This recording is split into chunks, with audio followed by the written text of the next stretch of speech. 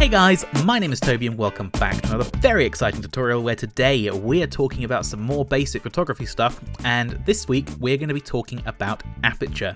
And I'm going to warn you now, this one can appear a little bit horrible, but I'm hopefully going to make it less horrible. It's the one that I think is the most confusing out of all of them, so please bear with me. But basically, your aperture is a hole that lives inside of your lens, and it's a hole that you can control the size of. So as you make this hole bigger, more light can get into your camera. As you make it smaller, less light can get in. So the smaller this hole is, the darker your exposure is going to be. Now, the reason this is really horrible is because of these numbers, and these numbers are the stuff of nightmares. I mean, that's not simple, it's not intuitive, there's no easy way to remember what the next one up is. It's just a nightmare.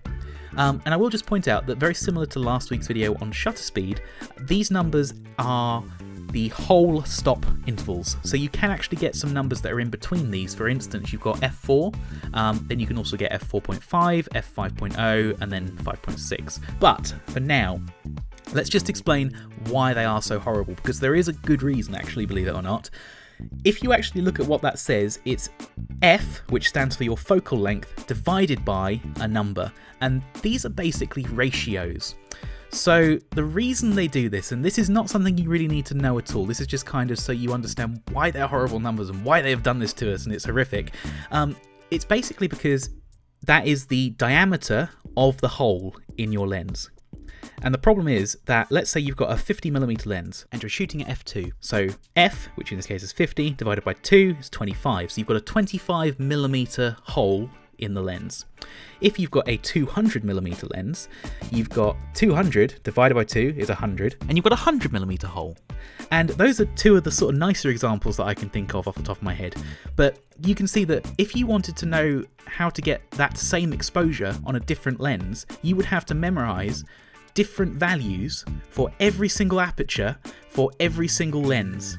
And that's just horrific. If you wanted to get an equal exposure, let's say you've got your 200mm lens on and you're shooting at f2 and you go, oh, actually now I want to put my 50mm lens on. Which diameter is that again? Is that 25 or is it 42? Or that's kind of why they do it, because it's easier to know that if you shoot at f2 with one lens and you take another lens off and put a different one on, then you're going to be shooting at f2 and you're going to get the same exposure. And that's why they do it that way.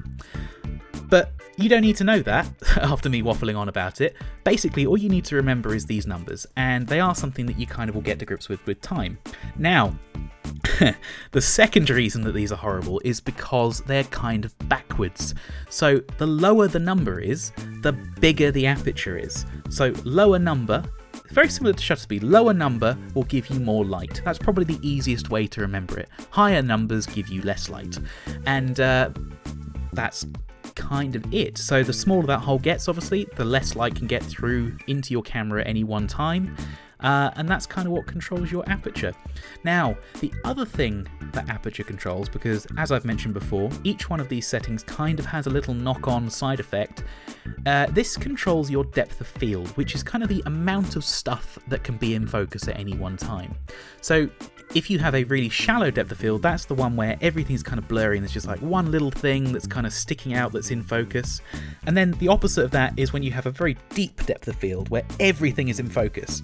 And basically, the aperture kind of controls this. Now, when you are shooting with a shallow depth of field, you are using a wider aperture, which means you're using a smaller number. And can you see why this is confusing? It's not very easy to keep track of in your head.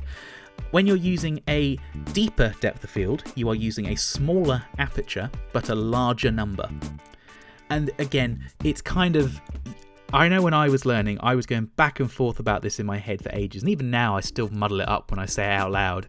But you kind of start to learn what does what and where goes where, and that's kind of the thing. So the best thing you can do is just start playing with this. As I have said before in the last two videos, one of the kind of recurring themes of exposure and settings and all of that good stuff is that everything kind of works on this principle of doubling and halving. So every time you double the amount of light, you are going up by one stop and making your image brighter by one stop. And equally, when you halve the amount of light, you go down a stop.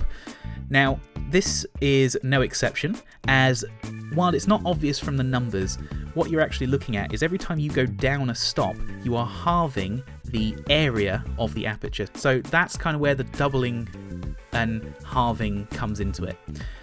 But yeah, so, you know, it's interesting to know. These are the numbers that you kind of need to remember, and I can't recommend enough that you just go and have a play with it. But thank you very much for listening. My name is Toby, and we'll see you soon.